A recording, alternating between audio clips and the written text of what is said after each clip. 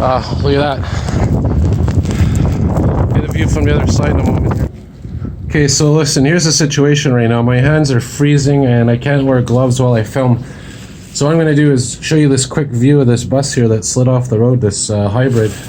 I'm going to go to the other side fast, take a shot, and head right back to Coton H because this is dangerously cold weather right now, so just hang on. Oh, that thing hit the guardrail too.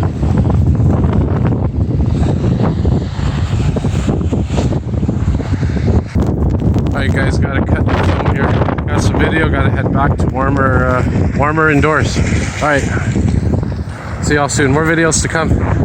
More coverage of this major snowstorm.